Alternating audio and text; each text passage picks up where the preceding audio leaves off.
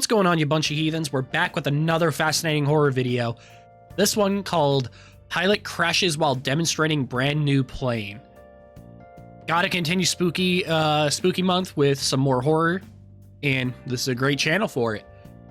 Make sure you guys check out the original, and let's jump in.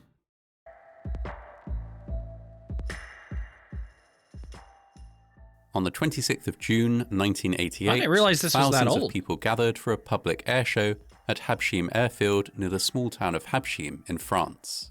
One highlight was to be a low-altitude flyover by Air France's brand new Airbus A320-111. This state-of-the-art aircraft initially delighted the crowd with an incredibly low, slow flyover. But then, to the horror of everyone watching, that can be some cool shit. It failed to ascend at the end of the runway. Oh, The massive aircraft plowed headlong into a forest, disappearing among the trees and... Oh, that's... I can only imagine, like, being there to watch that. That's fucking terrifying. Oh, God. rise to an immense explosion of smoke and flames. When European aircraft manufacturer Airbus announced plans for the state-of-the-art 150-seat A320 in 1984, they were soon inundated with orders. I'm gonna say Air the France, A320, isn't that one of the flag-carrier most... airline of France, was the very first to buy... I was gonna say, isn't the A320 like one of the most used commercial airliner jets out there nowadays? It's like this and the Boeing 777. and as such was the first to receive an A320-111 when they started rolling off the production line in 1988. There was a great deal of interest in this new aircraft. As well as being beautifully designed, it also featured some incredible technology that had previously only been seen in military aircraft. The A320 used fly-by-wire technology. This meant that, rather than flight controls being mechanically linked to the parts of the plane they controlled, they would instead be electronically linked, with a sophisticated computer as an intermediary. This system could make flying easier and safer. Yeah! The computer could, for example, automatically adjust flight surfaces to prevent a plane from stalling, effectively ignoring inputs from pilots if those inputs would put a plane in danger. Air France was keen to show off their new acquisition, and one place where they would do that was the Fly-by-wire. Sorry, I was going to say something, but then I didn't want to. But fly-by-wire, I just think of two things when I hear it. I think of the F-16, because it is very famous for having a fly-by-wire design control scheme. And I believe, doesn't the Cybertruck also use fly-by-wire technically? Because the steering isn't connected to the actual wheels like a normal car is. Habsheim Air Show. This annual event drew crowds of thousands, including many journalists. God, I love a good air show. To demonstrate the new A320. At the time, Air France had received 3 of the aircraft. The newest one, which had been in use for just a few days at the time, was sent to the air show, along with 2 experienced Air France pilots. 44-year-old. But are they experienced? My whole thing, though, is... Great way to show it off. But are these 2 experienced in flying it? They could be experienced pilots, but are they experienced enough to do an air show like this? Old Captain Michel Asselineau had completed many test flights on board the new A320s. Okay. He was joined by 45-year-old First Officer Pierre Mazières. Each pilot had more than 10,000 flight hours to their name. On the day of the air show... Yet again, because this is a brand new system. So, dude on the right, he's completed multiple test flights with it. What about the other dude? And what kind of test flights has he done? Has he done normal test flights, or has he done test flights specifically for this air show? The 26th of June, 1988, the plane took off from Basel-Mulhouse-Freiburg Airport on the Swiss-German border.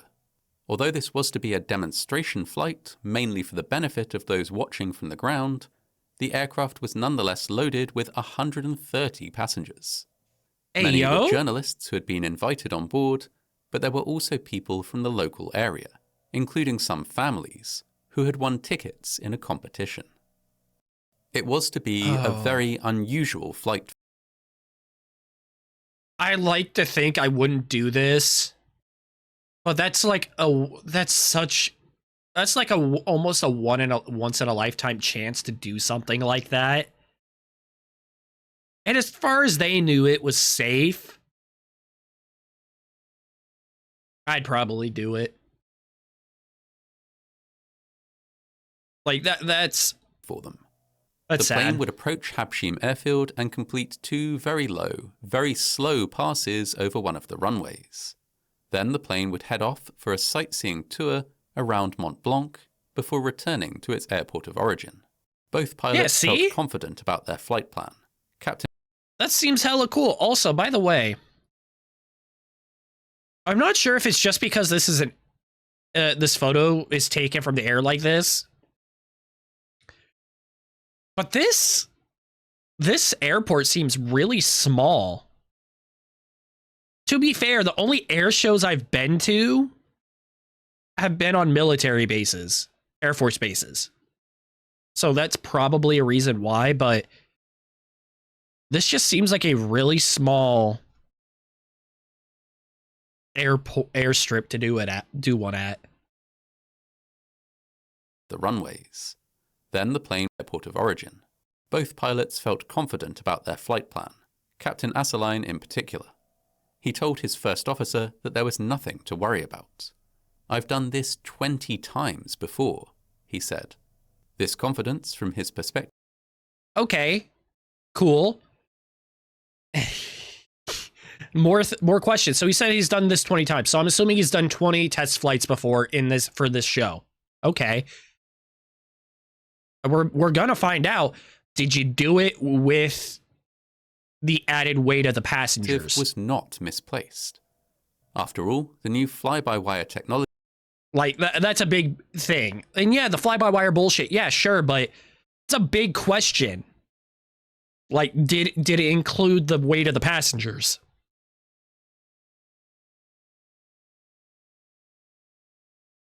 Meant that they could push this aircraft to its limits with a very low and slow flyover without any fear that they would stall.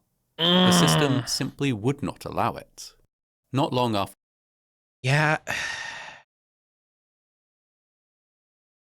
I'm sorry, I don't know. After the flight began, however, things started to go awry. Like what? The pilots were unfamiliar with Habsheem, and the tiny airfield was not programmed into the flight computer, okay, so it's tiny. Oh. Leaving them to locate it visually. Not even in the flight computer. You know, the thing that, controls everything? By the time they did so, they were closer than was ideal, and had to undertake a brisk and steep descent to get down to the correct altitude for their flyover. Additionally, as they approached, it was noted that the crowds of spectators were situated alongside runway 34. They had planned to perform the flyover above runway 02. So go over 02. As there were no spectators alongside this runway, it made little sense to do so. Makes little sense to fucking change. It's unsafe to change. Do it along that one. Why would you change it? The pilots made a last-minute adjustment to their heading in order to perform the flyover. Dude, okay, first off, you shouldn't have fucking dove to do it in the first place. You probably should have just fucking flown off and go around. And then also, don't change how you're supposed to do it. You have a set pattern for this. Above runway 34. As a result of these unplanned changes, the pilots had little time to stabilize the aircraft at the correct altitude. Oh the my flyover God. should have taken place at an altitude of 30 meters or 100 feet. So how low did it go? The aircraft skimmed over the runway at just 9 meters or 30 feet. Jeez, this is the actual footage? By at this extremely low altitude was breathtaking for the spectators on the ground. Yeah, that's cool and all, but thrilling and frightening for the passengers on board. As the low... I'd be kind of fucking scared. You had to dive quickly to get to the point, and you were a lot closer to the ground than we were supposed to be. Aircraft approached the end of the runway.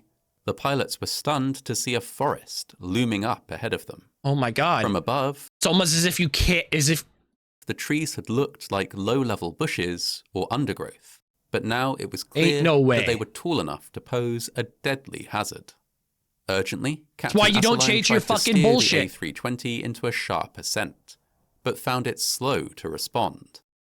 Fly-by-wire ain't gonna let you do it, homie. It's not gonna let you stall out. And then, within seconds, it was too late. The plane ploughed through the treetops. Leaves and branches were sucked into the engines, blocking them and causing them to fail. Boom. The flight crashed down into the forest, and a gigantic fireball rose up above the trees. God, that's horrendous. On seeing this catastrophic explosion, spectators at the airfield might have assumed that the crash was unsurvivable. But fortunately, the smoke and flames were the result of the explosion of one wing, which had sheared off the aircraft. That's good, at least. The main body of the plane had remained largely intact and had touched down violently among the trees. Passengers, shaken and injured, scrambled to evacuate. Many struggled to undo their seatbelts. In the 1980s, air travel was not as common an experience as it is today, and most passengers were more used to automobile seatbelts, which unfasten with a button rather than a latch. Fire reached the main body of the fuselage, creating smoke and a rising sense of panic. Flight attendants opened doors at the front and rear of the cabin. Were they not taught how to open them? But the door at the front was partially obstructed by thick branches and foliage. It had to be forced open, delaying the evacuation in that part of the cabin. Okay, bad. Despite this, pretty bad. Within minutes, almost everyone had escaped the aircraft. Almost? One flight attendant who was left hesitated at the forward door and called for any further survivors, but did not receive an answer, and could see nothing through the increasingly thick smoke. They evacuated, the last to leave the plane alive. Oh, but there were other people there. 3 people remained on board. One was 14-year-old Hervé Lehrman, who was a wheelchair user and did not have use of his arms or legs. He was thus unable to evacuate, despite almost certainly surviving the initial crash. Oh, that poor kid. That's so fucked up. The second was 7-year-old Mariama Barry, who could not escape as she was pinned against the seat in front of her when her own seat broke during the crash. She had been flying with her older brother, who tried to help her from her seat. Before he could do so, however, he was swept out of the plane by the rush of fleeing passengers. No fucking way. That poor girl and her poor brother trying his hardest to fucking help her and being swept away before you could do anything and no one helping your sister. Leaving Mariama behind. The third and final casualty was 42-year-old Marie-Francoise Fresh. That's so fucked up. She and her husband successfully undid their seatbelts and made their way to an emergency exit. But Marie-Francoise turned back to try and rescue Mariama Barry. She was overcome by the smoke before she... Oh, she tried helping and... Oh, that's so fucking sad. The remaining passengers escaped into the woods, where they were met by the standby emergency vehicles from the airshow, and then by a wider emergency response. That's so fucking sad. Many people had been seriously injured by the crash, almost all had suffered some degree of smoke inhalation, and a small number had been severely burned. Everyone who had escaped from the aircraft, however, ultimately survived the accident. In the aftermath of the crash, an investigation was launched by the Bureau of Inquiry and Analysis for Civil Aviation Safety in France. They had an unusual abundance of evidence. Most passengers and both pilots had survived the accident. Yeah, that's a lot of evidence. Had been caught on film by a cameraman who was filming the airshow. Nah, those pilots. I'm gonna blame the fucking pilots. They should not have fucking changed the plan. It was, thus, clear that the crash had taken place because the aircraft had been too low. But why had it been too low? In part, this could be blamed on poor planning. The pilots had not been given a detailed flight plan before the day of the flight. Indeed, the flight plan they had been given had been drawn up hurriedly just one day before the air show. Okay, using bad. maps that did not show the forest at the end of runway 34. It doesn't change the fact. Why would you change your plan? This rushed flight plan specified that the flyover should be carried out at 30 meters or 100 feet, an altitude that was lower than regulations permitted, but which should not have resulted in a crash. As it transpired, the steep, fast descent towards Habshim and the last-minute change of orientation to fly over runway 34 had left the pilots with too little time to properly stabilize the altitude of the aircraft, and they had inadvertently flown much lower. They should have been alerted to their error by multiple instruments and an altitude alarm in the cockpit. But let me guess, it was silenced because they were lower than what was actually regulation allowed. But Captain Asseline noted that the alarm was barely audible over the noise of the aircraft, and the digital displays were difficult to read at a glance. He also asserted that the aircraft had been slow to respond when he did attempt an emergency ascent at the very last moment. It's because it's fucking fly-by-wire. You were spouting all about this bullshit about it not wanting to, not allowing you to stall it, including ignoring commands from the fucking pilot. If they thought that it was wrong. Pulling up at that low altitude, that low speed, could stall the aircraft. So it was probably Indeed, maybe I shouldn't do it. Him that the aircraft had pitched its nose down rather than up. Like I desperately said, tried to force it into an ascent. Investigators closely it was examined probably the trying not to stall fly-by-wire system and found that it had indeed overridden Captain Asseline, pitching the nose of the aircraft down rather than up at the last critical moment. But this was not the cause of the crash.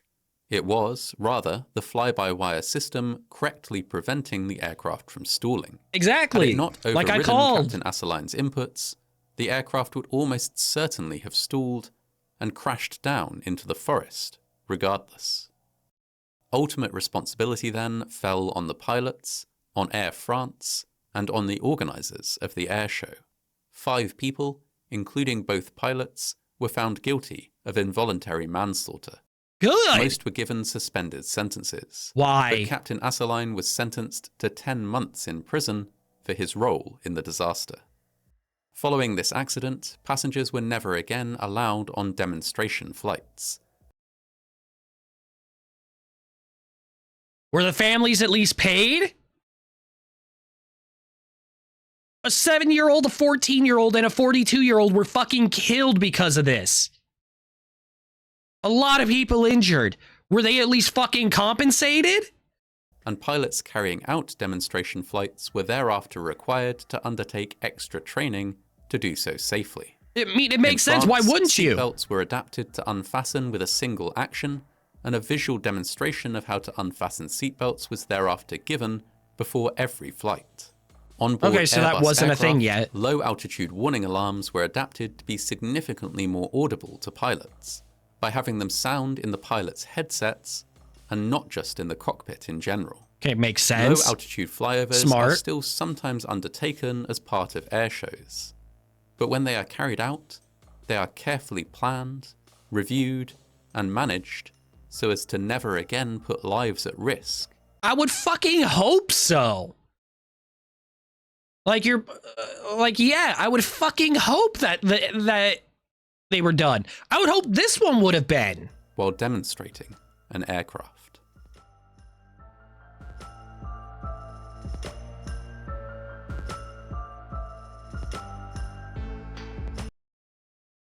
God, this was good. But also somewhat fucking